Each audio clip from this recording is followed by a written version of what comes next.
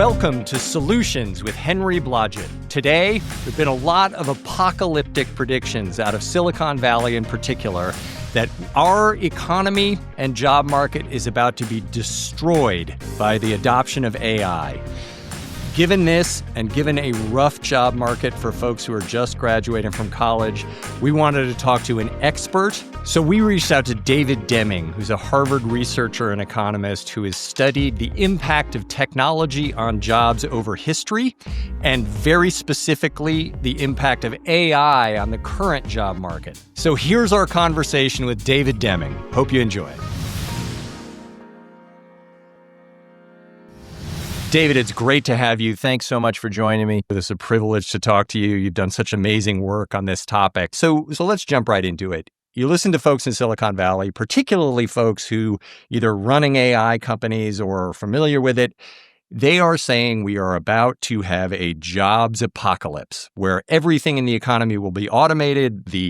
Certainly the estimates range, but I have listened to several very smart people say, I don't know what to tell my children. Maybe they should become plumbers. Then you listen to, which by the way, is a great job. Anyway.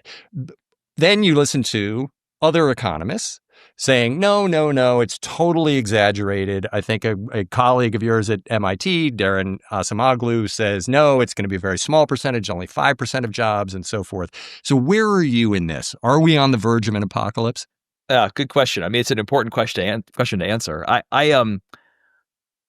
First of all, I think we should all admit that there's a wide range of uncertainty around this, as there often is in times of history where things change. And so, first thing I'll say is that we've had a lot of big technological shifts over the last, 150 years, and then even going back before that, before we had good data. But if you look at things like, what happened when the economy electrified, or when we invented the personal computer and that spread throughout society, or the internet, or steam power, going back even farther. There's a long history in the US and in other countries of adoption of major technological advances that really fundamentally changed the economy. And in each case, we have not lost jobs. In fact, we've added them over the course of human history. And so that doesn't mean that will always be true. Like this time could be different. And I'm open to the possibility that it will be. But it's a difficult question to answer, Henry, because, there's no data on it. I haven't seen any sign of a jobs apocalypse. Actually, the U.S. economy is roaring along. And so that may change, and I'm open to it. And I do think, as maybe we'll talk about later, there are some, capabilities that AI has that from a first principles point of view might replace some categories of some things that people do on the job. So I do think it's going to be tremendously disruptive. But the time horizon over which that happens and whether it actually leads to a jobs apocalypse, I think is very uncertain. And I would just kind of lean towards no, for the reason that the best prediction of the future is a trend line for the recent past. And, so if I was a betting man, that's where I'd be betting. But I don't know for sure. So in addition to your academic work, one of the things you do that is a huge gift to all of us out here who have to fight our way through academic papers is you write a Substack called Forked Lightning, where you've talked about a lot of the context leading up to this. And one of the articles you wrote, which was particularly vivid to me, was the change in farming. And so maybe you could talk a little bit more about that. I think right now we're exposed to lots of viable talk about how the decline of manufacturing has really hurt the middle class in the United States and contributed to our current political environment. But as you point out, before that, it was farming, it wasn't manufacturing, and just massive changes in the economy. Yeah, exactly, Henry. So if you think about I would say the biggest change, economic change in human history was the movement out of farming, out of subsistence farming in particular, meaning farming, growing just enough to feed you and your immediate family, into farming as an occupation, into, actually, we're producing so much food that we don't need everyone to be a farmer. And that in some sense was the beginning of the modern economy, the idea that the way I can earn a living is by specializing in something that if I only produce that wouldn't feed my family, but I produce something that has economic value and I sell my services to the market and then I get some money back with which I can buy food and many other things. So that's a relatively recent change in the scope of human history. And, we have a lot of evidence on how that happened and how long it took. And if you just look at farming in the U.S., in 1890, about 40% or 2 in every 5 jobs in the US economy were in agriculture. And most of that, as I said, was subsistence agriculture, meaning you're only growing enough to feed you and your family. You're not actually selling it on the market. And then today it's less than 2%. So the economy has gone from, almost half farmers to, closer to 1 in 100 or 2 in 100. And over that, if you told people we're going to develop a technology that makes farming way more efficient, and you only need, 1/50 of as many farmers as you had, people would say, well, that means we're not going to have any jobs. What are we going to do all day? And yet we have found lots of other things to do. And we've become much more prosperous as a society as a result. And so it's actually worth thinking about the mechanics of how that happened. It didn't happen overnight. Okay. So farming as a share of all jobs dropped from 40 to 2%, but it did so over a century, basically, in a very gradual way. There were some periods of time where it happened more quickly. Those periods of time were many years after the invention of mechanized power, for a variety of reasons we can get into. But I actually find that to be a helpful example because it was a pretty big change, and yet it happened, gradually. A colossal change, and for very good reasons. Lots of people immediately want to focus on the displaced farmers, and we will get to them in just a second. But just another macro question that you point out very clearly is often in these changes, there are very hyperbolic forecasts up front about the devastation to come. So talk about that too. Yeah, sure. So if you look, and when I used to teach a class about economic inequality at the Kennedy School in the economics department at Harvard, a few years ago now, I taught a whole class about automation and the future of work, and I would put up a bunch of different newspaper clippings and screenshots of people being anxious about automation and, technology taking our jobs going back 100 years. So in the Lyndon Johnson administration, there was a Blue Ribbon Commission report written about automation anxiety and the fear that technology was going to take all of our jobs. It didn't do that. In the 2000s, Carl Benedict Fry and Martin Osborne wrote a paper where they speculated that based on current trends in computerization, something like 40% of all U.S. employment would be automated within a couple of decades. That also didn't happen. And there's many other examples, the Luddites doing their thing. So this has really gone back a long time, and it taps into a very real anxiety, which is that technology does replace labor. It does, for some categories of jobs, end them and force people to find other work, and that's tremendously disruptive for those people, for their families, for their communities. And so that's a real challenge, but that's not the same thing as saying all the jobs go away. Certain jobs go away, and then other jobs are created, and it's just very hard to forecast what those jobs are going to be. If I told you that if I told your great-grandparents that you were going to be a podcaster or a financial journalist or an occupational therapist or a software developer, they would have no idea what those things are. And yet they're very important jobs in today's economy. So you mentioned the Luddites, and I have to say, recently I read an article by John Cassidy in the New Yorker that talked about the actual Luddites, and I realized that I had misunderstood the term my entire life, which is I thought it was people who, for whatever reason, irrationally weren't interested in technology or gadgets.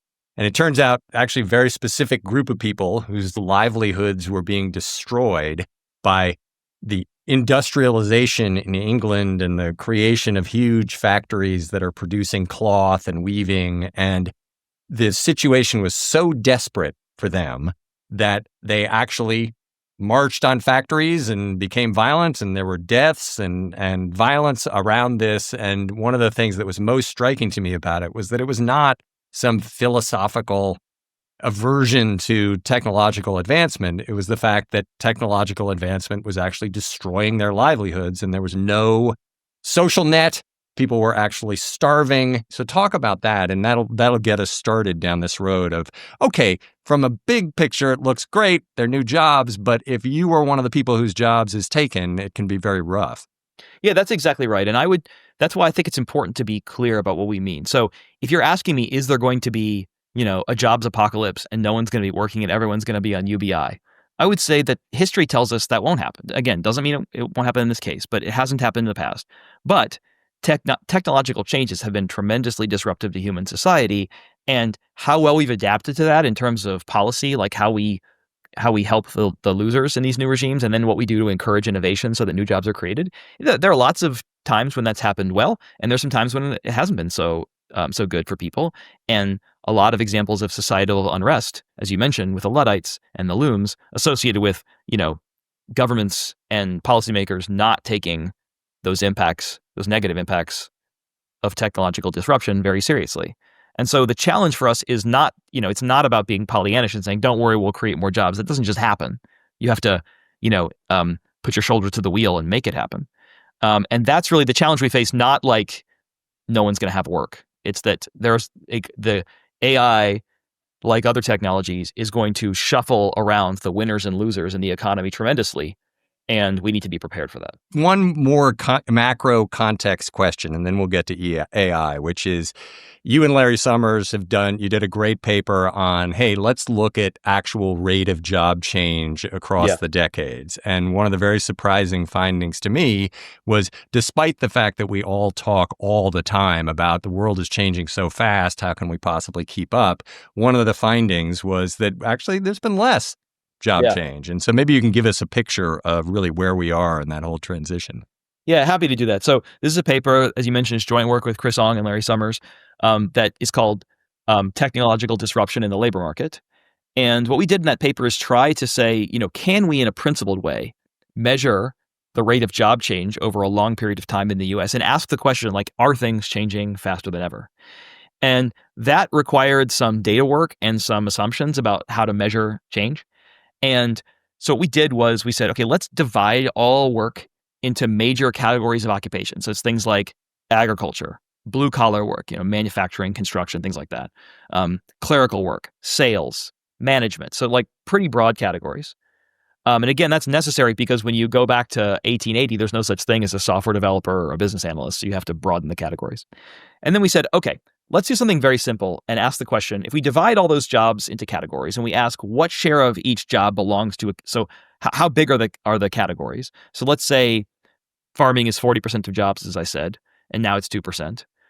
So you divide everything into categories and it all adds up to 100% in every year. So the way to think about this is if you just randomly picked a worker in the economy in a year, what's the probability they'd be in one of these categories, right? And then you ask the question, how much of those categories shifted over periods of time, so over decades? So if the economy is 40% farmers in 1880 and 38% in 1900, it's changed by 2 percentage points, right? So then we take that change, we count winners, like losses and gains symmetrically. So a gain and a loss are the same thing. We add that up and say the 40 to 38 is a 2 percentage point change. And you add all those changes up across all the categories, and you get a total measure of what we call churn, which is basically how different is the occupational structure of the economy from one decade to the next. So we add, and if you think about it, what it means is if the job distribution is totally stable, you get a churn rate of 0. And the more movement across categories there is, the higher the churn, right? And so the virtue of a measure like that is it's simple enough that you can go back 150 years, put everything on the same scale, because it always adds up to 100, and then measure, and then compare, periods of time systematically. So when we did that, what we found was the most disruptive period in US history was the middle of the 20th century. This was a time when farmers were finally willing to give up their livestock and move to using tractors and other mechanized forms of farm labor. And so farms got a lot bigger and employed fewer people, but produced more crops. And then a lot of those people ended up moving into cities and working in offices or working in manufacturing.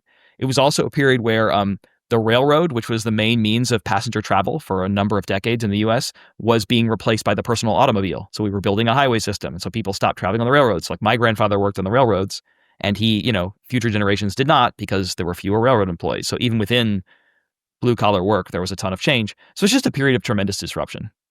And when you compare it to the modern period, you just see that today is not on that same scale. The changes in the economy are not as big. It's not because things aren't changing quickly today. It's because things were changing even more quickly in the past. And so I think the lesson I learned from this, Henry, is that the US economy is in a constant state of disruption. And so the bar for what it would take for AI to truly beat all that is very high. And you can show us these charts as one of the decades that shows that trend where things have actually seemed to be a little bit more stable in the last couple of decades. Yeah, actually, the 2010s is the most stable period in 100 years. Which is fascinating because it certainly doesn't feel like it. No. So basically, ChatGPT came out and shocked the world at the end of 2022. And that's when we first started to see these hyperbolic, possibly, projections about job apocalypse and so forth. Where are we in terms of adoption? I lived through the internet. People thought that was adopted pretty quickly. I know you've studied AI adoption so far. Where are we on that? Yeah, so it's a great question. And it is true that the history of of major technologies is that they get adopted very quickly. And that's one leading indicator that's going to be a big deal. So what my co-authors and I did in a recent study, this is Bick, Blandin, and Deming. It's a paper called The Rapid Adoption of Generative AI. So giving away the conclusion in the title there. What we found, we conducted the first nationally representative survey of generative AI usage in the US. And I don't want to bore your listeners with details, but for those of you who know the Current Population Survey, that's the major source of labor market information in the US. It's a government survey that's administered monthly. It's the reason we have things like the unemployment rate and the jobs report and all that stuff. We created a synthetic version of the CPS. We replicated the survey design structure. We give the survey in the same week. We draw on the same sample of people. And then we ask them all the questions the CPS asks so that we can basically match our data to the CPS and make it look demographically exactly like the Current Population Survey. And then we add a bunch of questions about AI. So what we're doing is it's like a thought experiment. If the Current Population Survey, if the Department of Labor added questions about AI, what would they find? That's what we were trying to do. Okay. So what we found is that in late 2024, about 40% of people said that they use generative AI. Okay. That's a mix of use at work and outside of work. At work, roughly 1 in 4, 24% of people said they use generative AI at work at least once in the last week. That number has gone up a little bit in recent times, but it's still a pretty big number, especially given that at the time we gave the survey, ChatGPT was only 2 years old. And so we have a bunch of other statistics on this, but the big thing that we do to answer your question, Henry, is the CPS in years past actually asked questions about the adoption of 2 other major technologies, the personal computer and the internet. So we ask the questions the same way so that we can basically say, well, if the CPS were to also ask questions about AI, what would the rate of adoption look like of these 3 technologies? And in order to calculate that, we have to take a stand, like decide what is the beginning, quote unquote, beginning of a technology. So we date the beginning of the personal computer to the release of the IBM PC, which was the first PC to sell at least 1 million units. That was generally thought to be like the mass market adoption of computers. That was in 1981. And then in 1995, the internet, as I'm sure you know, was, we used to be NSF-Net. It was a government service that connected supercomputers. It was decommissioned in 1995 and opened up to commercial activity. That's also the year that Netscape IPO'd. So we'd say that's the beginning of the internet. So then we can say, okay, we're 2.5, 3 years into AI now. If we have 40% adoption 3 years in, how does that compare to the PC? Well, the PC actually had adoption rates of about 25% 3 years in. And the internet, it was about 35%. Okay. Now, if you look at, so on that scale, adoption of generative AI looks to be faster than adoption of PCs or the internet. Now, critically, there's a gap between usage at work and at home. So usage at work, just work usage, generative AI is on a similar scale to computers at work, but it's much faster outside of work. So and internet, we don't have the data. They didn't separate the questions, so we don't know. But basically, the way I would think about this is not to interpret these numbers super literally, but just to say it's on that scale in the sense that, if I showed you the future back in 1984 of personal computers, you would say they're everywhere. They're in every aspect of our life. They bleed into everything. You wouldn't even think to ask questions about PC adoption because everyone just thinks of them as a fact of life. And what history tells us is that AI is eventually going to be like that within a few decades, that it's going to be on that scale of just everywhere all the time. And so what are we seeing thus far? We're not very far into it, but do we have any evidence? I know Silicon Valley, again, talks a lot about how a huge percentage of code creation is already automated and there are going to be far fewer programmers and so forth. What are we seeing across the economy? Yeah, it's interesting. So actually, software developer jobs is in some ways the only thing where we're seeing anything major. There has been a pretty big decline in job postings of software developers in the past couple of years, and a lot of people saying they're hiring fewer coders and things like that. I think it's a little bit mixed up, Henry, in a cyclical trend in this. So you saw a huge increase in hiring and employment in STEM, particularly computer-related occupations, over the last decade. And a lot of that was big tech companies staffing up, making huge investments in data centers, just like an AI investment boom. Investment in information processing and equipment, things like that related to computers has been way up. It's basically at .com levels right now as a share of GDP, and it's been up for a long time, the past decade. And so I think part of what you're seeing is companies may have overshot the mark. So I'm not sure how much of this is, actually AI replacing software developer jobs versus companies scaling that back anyway. I think we'll have to wait and see for sure. In terms of other impacts on the economy, there's really not much to point to. There's a lot of speculation, but there's not a lot of hard data on how AI has affected the economy. And I'm not surprised by that. It's only been 2 years. So I think it's a little too early to say what the impacts will be. So we'll have to wait and see. But certainly a lot of talk, which often, precedes action, but doesn't always. All right. Well, let's look at some of that talk, and then we can get into it. So just a few examples. So McKinsey, in a report that I have to describe as hyperventilating with excitement about all the productivity that's going to be unlocked and how much money everybody's going to make, except for the folks who are actually replaced, has said 60 to 70% of the time we spend at work can be automated. They've said half of jobs can be automated by 2045, and we'll see productivity growth acceleration by 0.1% or 0.6%. Going to Silicon Valley, Vinod Khosla, not known as a hyperbolicist, has said he thinks that 80% of jobs will be replaced.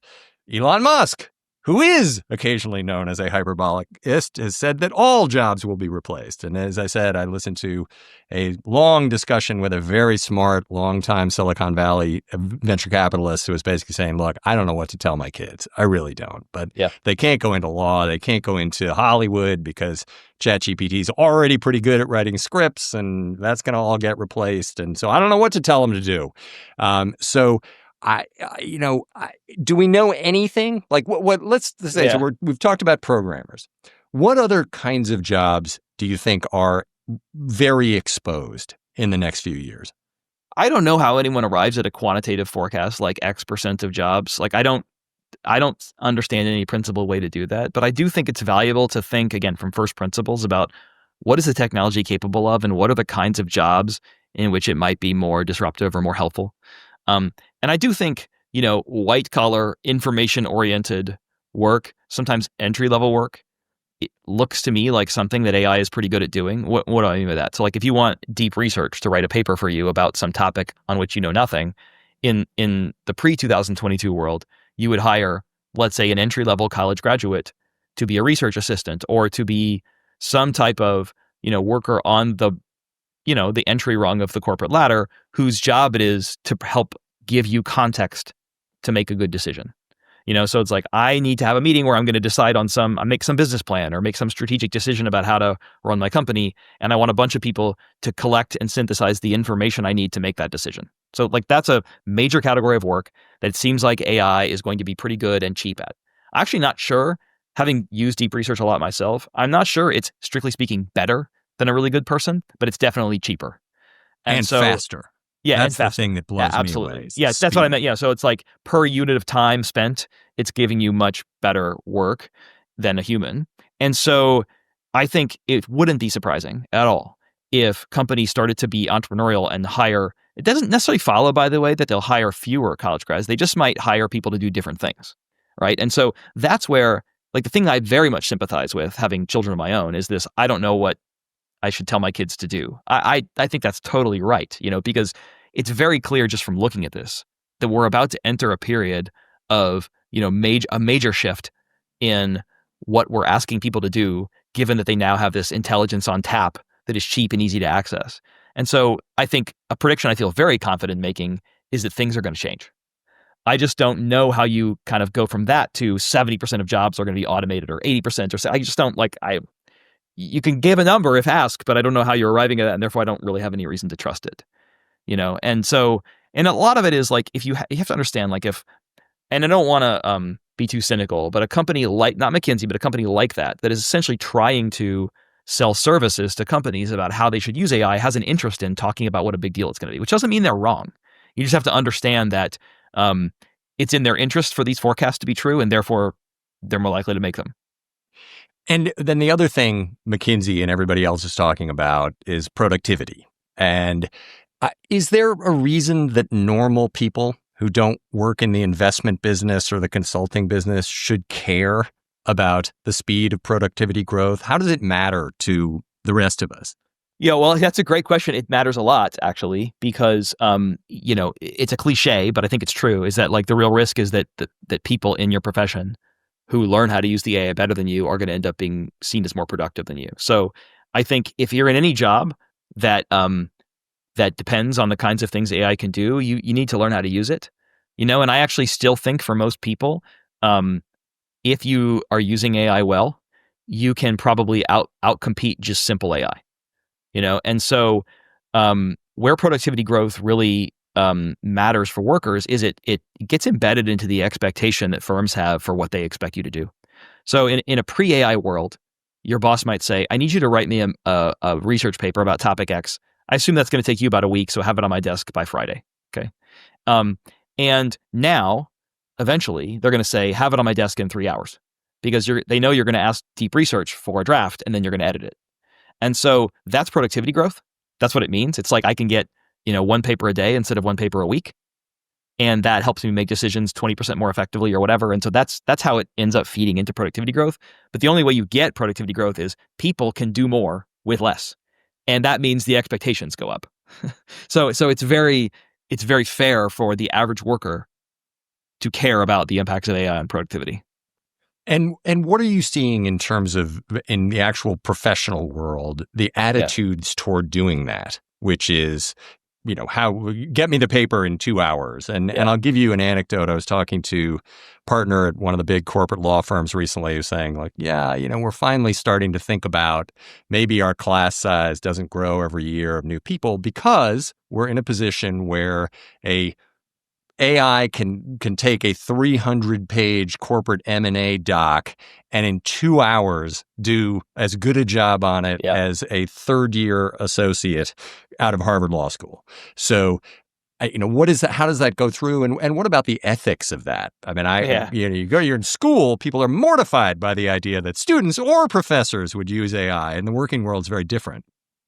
Yeah, it's a great question. I mean, my sense of this is that, for lots of reasons, not even primarily related to AI, there's a ton of uncertainty in the business environment right now, related to tariffs, related to global political issues, and so on. And so I think companies are extremely hesitant to make major moves in either direction. So I think part of what you're seeing, there's been some evidence that the job market for entry-level college graduates is getting worse. And I don't think that's because firms are just saying, well, we're going to replace you with AI. I think it's firms saying, we might be able to replace you with AI, but we're not 100% sure yet. And also, we're not sure what the tariff rate is on our products is going to be. So we're just going to sit tight and figure it out. And maybe we're going to use AI, but we're also going to check everything we do with a person, which doesn't actually save time, because if you have AI do it, but then you have somebody read it over again to make sure it's accurate, you're not actually seeing productivity gains. You're more in the experimentation and testing phase. And so I think that's where we are with most companies in the economy. I think very few of them are just using AI with confidence in a way that would unlock productivity gains. But what you often see historically is that recessions, periods of economic weakness, are periods where people go from experimenting to actually adopting because they're forced to. If you feel the pinch on your bottom line, that's when you'll go from, oh, maybe we shouldn't hire an extra person, to we actually can't, so we're going to have to find a way to use AI to replace this. And so my sense is that the next time the economy enters a period of economic weakness is when we'll see faster, meaningful adoption of AI. But I don't know that for sure. We'll see. And I listened to a fascinating discussion between you and Derek Thompson of The Atlantic recently, where Derek was making the point, like, what is the right analogy for what we've seen of AI thus far? And he basically said, is it a spreadsheet or is it a horse? And the point is that back in the pre-Excel days, everybody on Wall Street used to stay up all night actually adding up columns of numbers with a calculator and then writing. You sound like you're speaking from experience. Yes. No, I got there after the spreadsheet. But then one had to use it. And so suddenly the associates who knew how to use Excel had a huge advantage over the folks who could just pound numbers into a calculator. So that's the spreadsheet. And then the other is a horse. We used to have horse-drawn carriages, and they were replaced by cars, and the number of horses plummeted. So based on what you've seen, what do you think the better analogy is? So, I think it's going to be some mix of the two. I think AI will replace some functions, maybe not whole cloth, but close to it.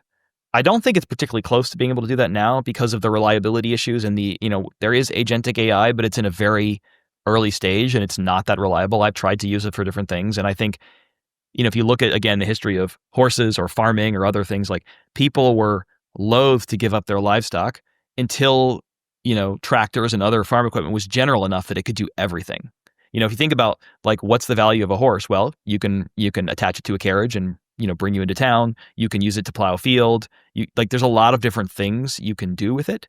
And so the technology is going to need to be both very reliable and very general to fully replace existing processes. So I think that will happen, but it will take some time. I think the more immediate thing you'll see is that AI is going to greatly lower the cost of certain job tasks and the time it takes to do them. And, the people and the firms that are going to be the winners there are the ones who figure out what to do with the extra time that can't be replaced by AI. Because AI is something that everyone has. And so if you want to, a lot of what business is beating your competitors, right? And so if everyone's got the same AI, it's not actually a competitive advantage. The competitive advantage goes to the people who figure out how to use it better. And that's going to have to do with integrating it into your process and figuring out, given the talents and of my employees, like what should I have them do instead? And one final thing I'll say about that, Henry, is that AI is intelligence on tap, but actually intelligence isn't the only thing or even the primary thing we want in many jobs. So if I'm hiring somebody to be a coach or a mentor or a guide, I don't care how smart. I mean, maybe intelligence is an input into it. They could be better at their job, but that's not actually what I really care about. And so even if I could hire a, AI mentor, I mean, some people are using it for that, but I might not want to because I want to have a human connection. And there are a lot of service jobs where the person is the point. And so I don't see those going anywhere. And that's a pretty high share of jobs for which that's true. You did some great work on, I think it was a study of, okay, let's see how humans differ in leadership skills and what matters. And you've talked about the importance of social skills, which lots of AIs, maybe they have it in language, but in other ways they don't. So tell us about that. What's the hope for us humans in this new world? Yeah, I think there's a positive vision, Henry, where work becomes more human and more satisfying because we have a technology to do the things that are kind of unnecessary but rote and not very fulfilling. And you did see that with physical labor. As we've just discussed, most of the way you could earn enough money to feed your family 100 years ago or even longer was working so hard that it sends you to an early grave, giving your body, in terms of digging holes or mining coal or building cathedrals or all the things, many monuments in human history were built on the backs of either slave labor or people who were working for a small amount of money because they had to do it to, survive and feed their families. And, fewer people still do that kind of work, but it's much less common. And so in a sense, we've shifted more towards office work, but a lot of office work, it's not physically as draining, but it's intellectually draining. A job like telephone operator where you're just running around a room, connecting, different phone lines, or a job where you're just typing up somebody else's notes, or you're writing marketing copy all day. That's not as fulfilling as many other jobs.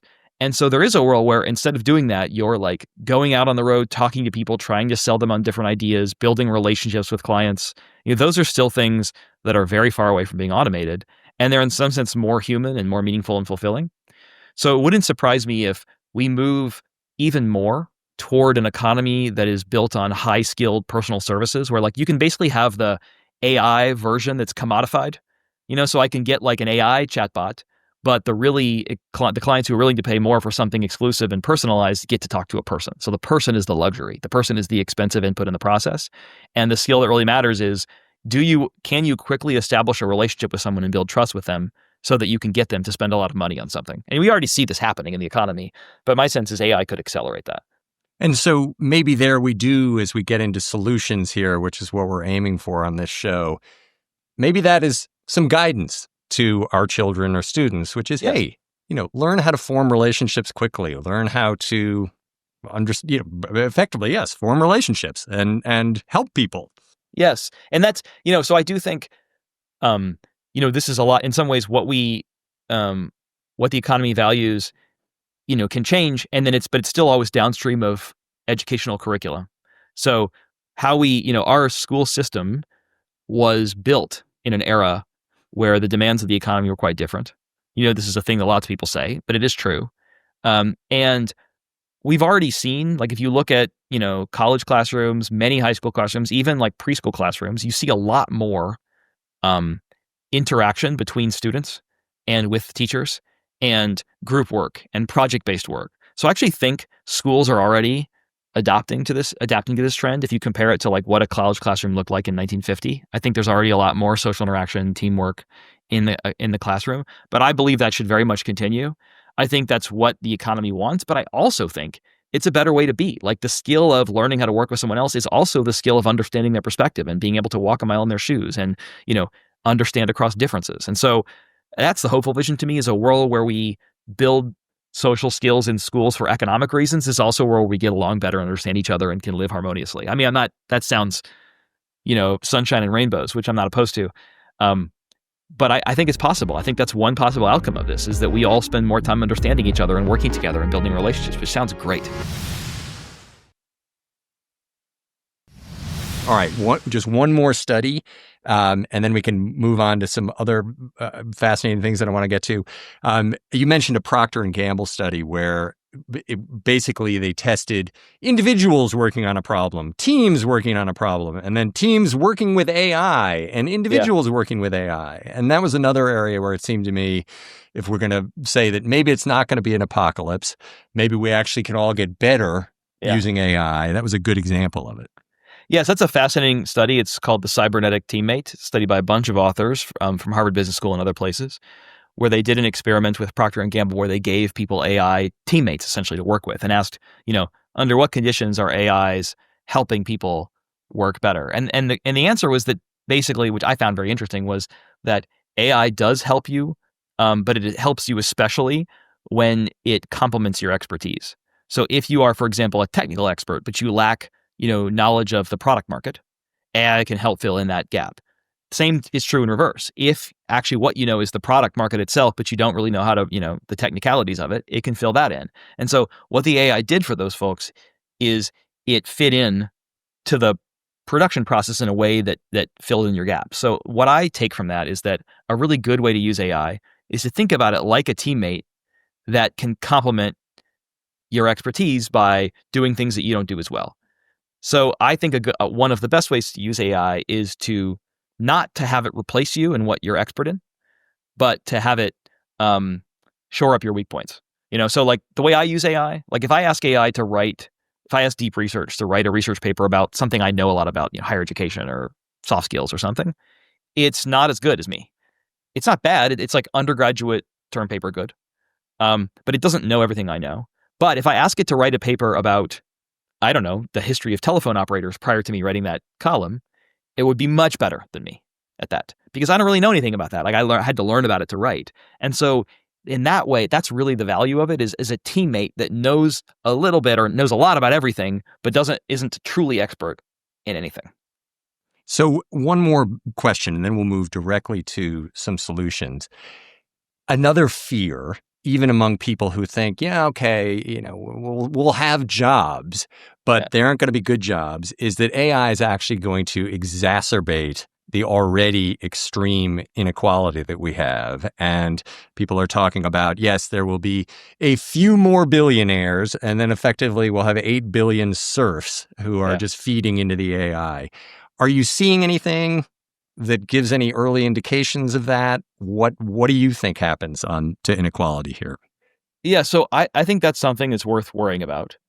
But I don't think it's really unique to AI. I think anytime there's a period of disruption, either driven by technological change or driven by political change or really anything, there's always a risk that people with power and influence will capture the benefits for themselves.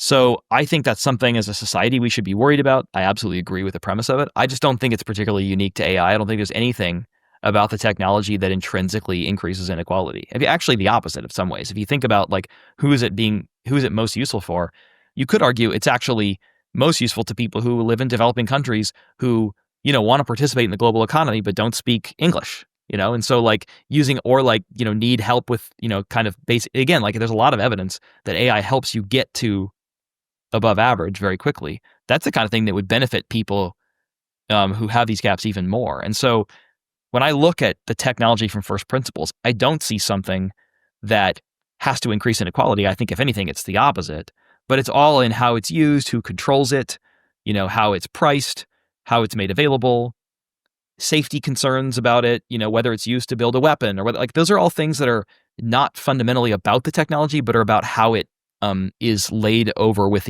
with our societal institutions. And so this is my way of saying we should be worried about it, but it's not something that the fix is not technological, it's political and social.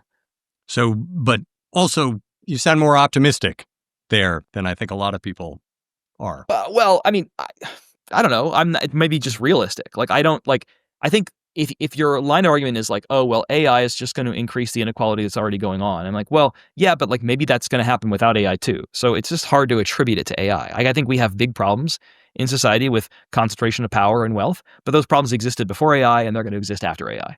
So we should solve those problems and not think about like, I guess, like, what is the implication of this? That we should just like stop the technology in its tracks to prevent inequality from growing? I just don't. First of all, you can't do that, feasibly. Even if we could do it, I don't actually think that would address the problem. The problem is inequality. The problem is not AI. The problem is inequality. Yes. And there was a brief moment, I don't think it had to do with inequality, but I think it was the fear that we were going to have a Terminator situation and all be suddenly destroyed by AI, that we should a couple of years ago, hey, let's sign a letter saying pause. And I think the discussion about that lasted for maybe half an afternoon before we were back to the races. That's true. Although the one thing I will say is that, I think we should be taking discussions of AI safety very seriously. Because even if it's not a particularly probable scenario that AI, superintelligence takes over the world and kills us all, what is the probability that's high enough that you'd want to buy some insurance against that? Like 1%, 2%? That's a really bad outcome. That's like game over for all of us. And so even if we think it's a small chance, we ought to try to stop it from happening. And so I'm very, very supportive of efforts to make the technology safer precisely because it's so powerful. Yes. And I think a lot of people are hypothetically supportive of those. Yeah, and right. Yes, that discussion also seemed to last maybe a day or two, but is now deep in the rearview mirror as we race, and suddenly it's a race with China. And if we don't win that one, we're toast, and so forth. So it seems like we're going to be dealing with that risk when we come to it rather than ahead. All right, let's talk about solutions. So going back to the Luddites, or other folks who have lost their jobs because of automation or anything like that. In the United States, our attitude seems to be, hey, whatever. Your job is on you. If you have to move, learn new skills, that's on you. Based on what you've seen around the world and in the United States, what works? What should we be doing? If we say, yes, there is going to be an acceleration in displacement here, or at least job change, what should we do to make that less painful for people affected by it?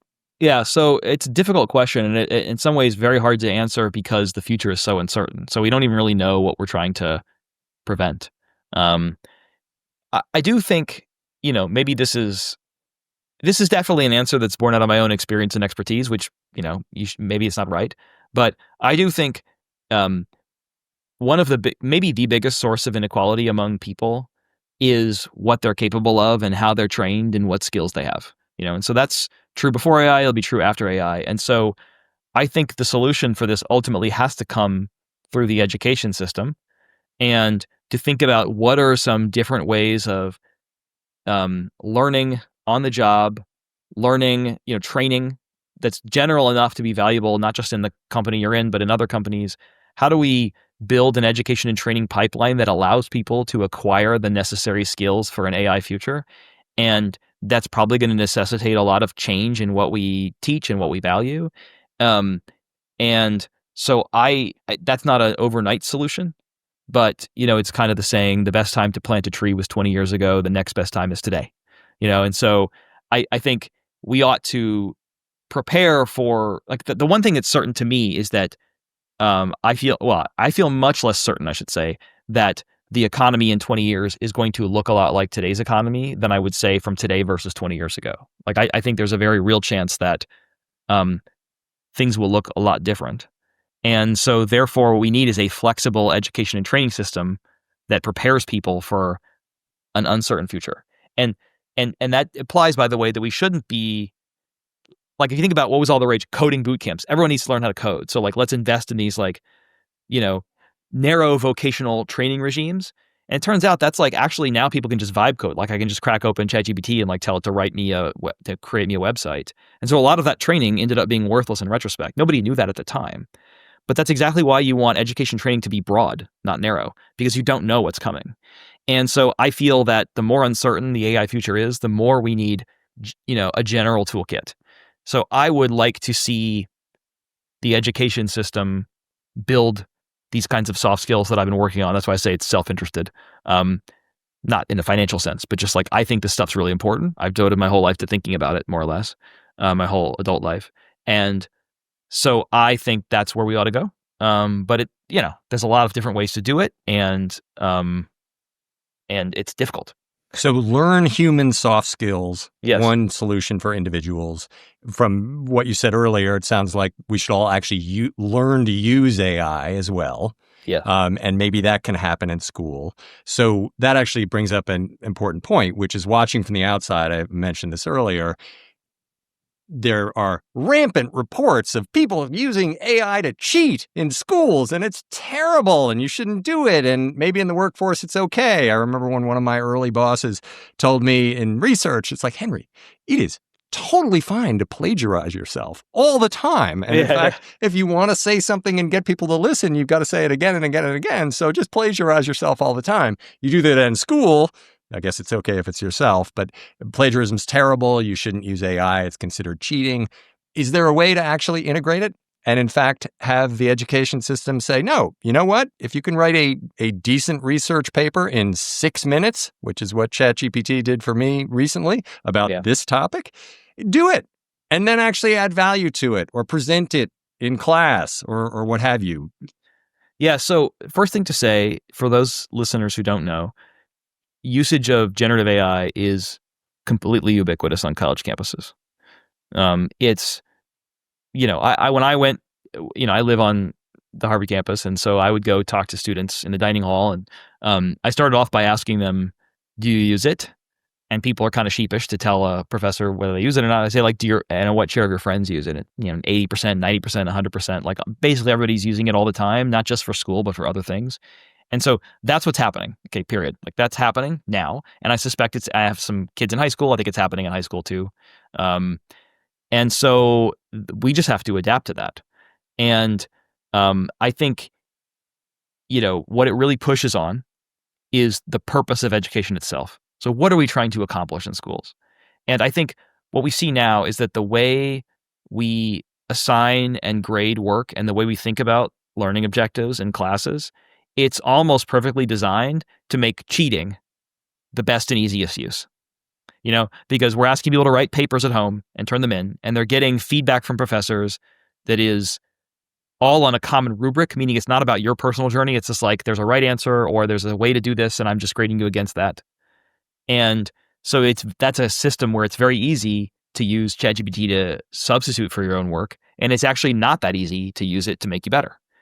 And so we just need to change. I mean, we don't need to, I don't think it's anybody's fault, that we haven't solved this problem because the technology is only 2 years old, but we need to adapt to this future and make it so that we need to reverse that calculation to make it easy to use ChatGPT or other, generative AI products to facilitate learning and hard to use it to substitute for learning. So what does that mean practically? It means sort of what you say, Henry, which is either, blue book exams where you come and you write it in person, that's the low-tech solution, or you assess people based on their ability to use the knowledge they've gained to do something, make a presentation, persuade somebody else that your argument is correct, argue both sides of a difficult issue, sell something, make a product, like something that's more using learning to produce something of value where you have to make some judgment about what that is. And that's my preferred way of being AI proof, which is to say, well, that's something where the AI will help me generate a lot of ideas if I know what I want to do. But if I just tell the AI, write me an A+ term paper, or give me a good it's not going to do, that's not enough scaffolding. So you have to decide how you want to use it. And that's the learning, is that you have this tool and you're figuring out how to use it to get something you want that you want to make the case is valuable to other people. And that's where I think there's a ton of opportunity to redesign the learning environment to make that easy and to make that work better. And do you see signs that the education system is open to that? I see signs that some people I know who are entrepreneurial are open to it. I think students are definitely open to it. I think education systems are slow to change. And so part of why I start this part of the conversation by saying everyone's using it is just so my colleagues understand that whatever system you've designed that you think is getting rid of the problem of AI use in classroom, it's just not working. It's just not. I don't care what anybody says. Like your students are using it much more than you think. I know my students are using it. It's not, and so I just think we have to come together on that. And I don't think that's happened in many places yet. But it will. It has to. And by the way, it is an extraordinarily useful tool for getting yourself up to speed on topics. It is. It's like talking to somebody who knows way more than you do. And even if it makes mistakes and so forth, the fact that you can interrogate it, it's incredibly useful. So it is. And that's why I think we'll get there, because it is so useful for learning. We have to find ways to, bend it to our purposes, which is how to get students to learn better and deeper. So as we look at solutions, lots of emphasis on education and changing education to, again, focus on what humans can do to each other, and let's automate the stuff that can be automated. Anything from not necessarily AI, but just your study of the labor market change over time and inequality, are there any policies around unemployment, retraining that the government can do, UBI, universal basic income that you mentioned earlier, which has been, again, a very favored Silicon Valley solution to this, because suddenly 70% of people are going to be out of work. We got to have a universal basic income. Are any of those particularly good and effective? Well, I think in terms of, more narrow policies or things, I don't know how much of it really has to do with AI. I think there are some things in the US about our workforce training system that could be improved. We don't take it seriously. The U.S. spends about 20% of the average of other OECD countries on active labor market programs, meaning job training, apprenticeships, work subsidies, things like that. So we have a very laissez-faire system of transitioning people from education into jobs. And that's great if you get a bachelor's degree from a place like Harvard. Works really well for you because employers want to hire you. It's not so great for people who have skills, but those skills are hard for them to signal to the market because either they're kind of specialized. So like I learned how to be a nurse because I went to this 2-year community college program, in Boston, but like the, city and like the program in New York is totally different. And so if I move there for personal reasons, like nobody knows what I can do. So there's a lot of little things like that where we're not very good at, we haven't really designed a system that helps people signal their specialized skills to the job market. And so I think there's a lot we can do on the national level to basically certify different work-oriented credentials in a way that helps people move around and move up a career ladder, create a real career ladder for jobs in fields like information technology, advanced manufacturing, allied health, where you move from being a medical assistant to a radiology tech to a nurse or whatever. So like there's a lot of infrastructure I think we can build around jobs, particularly jobs that don't require 4-year degrees, that would really help people and would really reduce inequality and would create more family-sustaining jobs. I think that actually has nothing to do with AI at all, or very little to do with AI. But it's very important, and I think it's something people are calling for, and it's very bipartisan. So I think it's important to mention here because I've been talking about that in the work I've done with my colleagues at the Project on Workforce at Harvard. We've been talking about this for a long time. It has some AI inflections, but actually, even if the technology never existed, it would still be an important thing to do, in my view. And when you say we, you're referring to national government, local government, companies. How much should companies do here? So what I mean is some combination of national firms, so companies that hire in multiple labor markets, and the federal government should do this. Why? Because actually there's a lot of really interesting work happening in states and cities around workforce pipelines.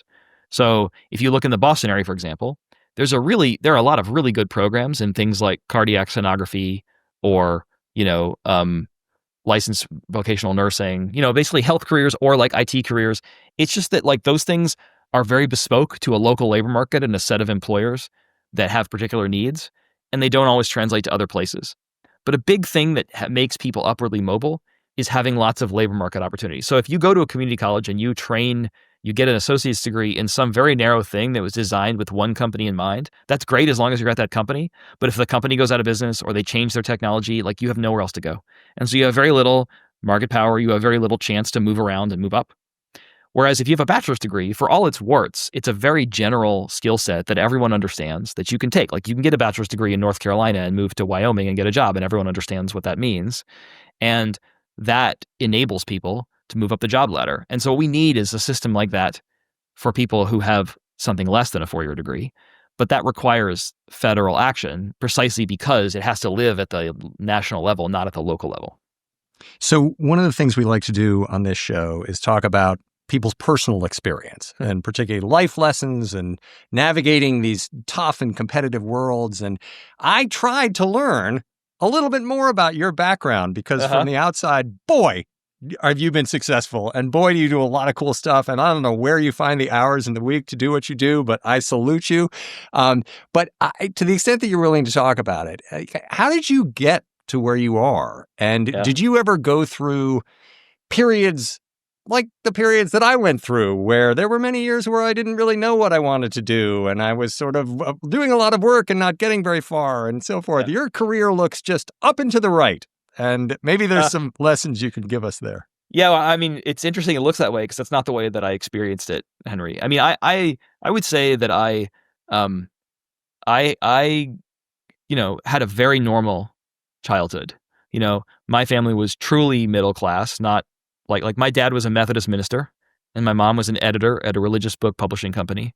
And I lived in small towns outside Nashville, Tennessee, and then eventually in Nashville for the first 15 years of my life. Moved to Ohio for my mom's job when I was 15. She became a publisher at Pilgrim Press in Cleveland. And I went to high school in Shaker Heights. And then I went to state school, Ohio State, go Bucks. And eventually, and then I got my master's degree at, Berkeley because I wanted to live in California. I thought I wanted to be a lawyer, and I took the LSAT, and then I decided to work at a law firm in DC, and that didn't really work out for me. I didn't love it that much. And so I decided to go to policy school. I was going to work in the federal government. And then when I got to Berkeley, I worked with some professors and they were like, hey, have you ever thought about research? This seems like something you might be good at. And I was like, oh, no, not really. But maybe I'll try it. And then they wrote me good letters and I got into grad school. And so it was like, I could tell a story, that packages that all in some narrative. But the truth is I had no idea what I wanted to do with my life until I was 26, And even then I wasn't 100% sure. When I went into my PhD program at Harvard, I wasn't sure. But the thing is, I had a lot of different jobs. I worked in landscaping. I worked as a waiter. I worked in construction, all for different periods of time. I just did a lot of things because I didn't know what I wanted to do. Then when I found research, I was like, wow, I love this. I'm just a nerd, Henry. That's the bottom line is I'm just a nerd and I love it. It doesn't feel like work. And I've been interested in the same broad types of questions for 20 years and I've just been plugging away at them. And I guess what I would tell your listeners is that something I didn't know at the time, which is they're just huge returns to being an expert on something, to knowing more than almost anyone else about a topic that other people care about. And you can't do that overnight. But if you just pick your corner, you don't need to be the best at everything. If you pick your corner of the world that matters to you and you just learn everything about it, eventually people come calling and they want to know about it. And then all the good things in my life anyway have flown from that. That I basically went in 2005, when I started the PhD program at Harvard, I decided I was going to be an economist. And I cared about social issues in education. And I just read every paper and talked to every person and went to every seminar for 20 years, more or less. And eventually I learned everything there was to know. And then I started writing things that other people wanted to hear about. And so my story is really just a very simple one. So I'm just kind of a normal guy who geeked out about something for long enough that other people wanted to hear about it. That's really all there is to it. I think a lot of folks are going to be very relieved to hear that amid this incredible career that you've had, there was at least, especially in the early 20s, that period of being a waiter in construction, both jobs that I have done. And actually, ironically, listening to you, I found myself to the same conclusion, which is I loved research too. I happened to do it on Wall Street as opposed to academia. But I think that observing that, the lessons that I would draw too is you did a lot of things and you probably figured out what you were good at and what you liked. And to me, having talked to a lot of people, and as I think back on my own experience, those early years, the most important thing to figure out is what you are naturally good at relative to other people and what you naturally love to do relative to other people. And what the world is willing to compensate you for. It's those three things together. But if you figure those two things out, you can actually usually find your way into the compensation. So that's 100% right. That's 100% right. And I think, I always tell students here that even though that period in your life when you're not really sure what you want to do, it can feel like it's lasting forever. And you have this urge to get closure. And I tell people, like, if you think there's some moment when you're going to know, okay, I did the right thing, like I figured it out and now I've got all the answers, this never comes. Like nobody knows what they're doing. Everyone's just muddling through. Okay, nobody knows anything. And it took me a long time to realize that, but once I did, I found it very empowering. Because it's like, I'm just making stuff up, and like in the course of this interview, I probably said some dumb stuff. Maybe I said some smart stuff, but like you just give yourself a break. And if you're driven by the intrinsic love of what you're doing and just trying to understand and explore, the good things generally happen. All right. So if your students come to you and say, yeah, thank you, fine, and I'm impressed that you found your way through it, but you weren't competing against this ubiquitous super intelligence that can do everything better than you. What do I do in the name of AI? What is your advice to your students? I mean, I don't think I would change anything about what I just said, except understand that AI is a tool that can help you do it much faster. Like, I think I could have gotten to the, frontier of knowledge in my field much faster if ChatGPT existed. When I was in graduate school. Now, so could have other people. So it doesn't follow that therefore I could have, become an expert. But you have to understand that that's just a tool. And it doesn't really, these tools are not going to tell you what to do with your life or what to specialize in. I still think there are, if anything, even higher returns or higher value to really geeking out on something. And then also having good, people skills and caring about others and doing the right thing. Those things are all really valuable laid on top of a true expertise in something. And what about advice to folks who are relatively junior in the workforce at a law firm or another office job and had been looking at this career that seemed very safe and self-assured, you do well and you progress, and suddenly again there's this new technology that maybe is threatening that future. Yeah. What's your advice to them? Here's some advice for young people that you don't have to take seriously, but I think you should. Okay. So one of the things I discovered when I I arrived in positions of authority, I became a professor instead of a student, and then I got tenure, and then I started, all those things, is that the things that I was doing, like answering emails promptly, doing my homework on someone before I met with them, being interested in them and not just counting on them to be interested in me, I thought of those things as the basic blocking and tackling of everyday life. And I think partly that was because of my upbringing, growing up in a church-oriented household, I had some sense of doing the right thing and it's being respectful of people's time and all that stuff. I don't know where it came from, but that's, I think, what it was. I thought everyone did those things. And then when I got on the other end of it, I realized that actually a lot of people don't do those things. And so if you just show up, are totally engaged, do what you say you're going to do, you're reliable, you follow through, you're the kind of person people want to talk to, it's not rocket science. It's just being reliable and interested and open-minded. That gets you 90% of the way there. It really does. You will stand out just by fulfilling your obligations and doing the things people expect of you. And I would just say to people, don't get that wrong, because it's free money. It's money lying on the sidewalk. Be the kind of person that people want to talk to, that comes prepared, that respects people's time.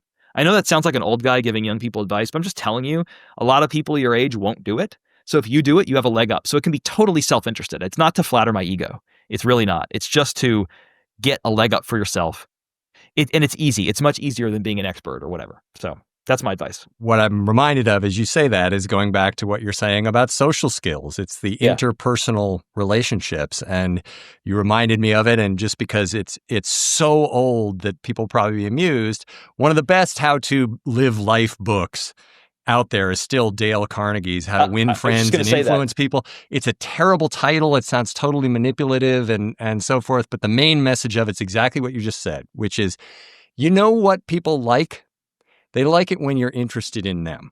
Yes. Not when you sit there and give a speech about yourself, but when you're actually interested in them. I tell my kids too, they say, they're teenagers. So they're like, oh, social interaction is so awkward. What do I say? And I said, listen, whenever you're in a conversation with someone and you don't know what to say, ask them about themselves.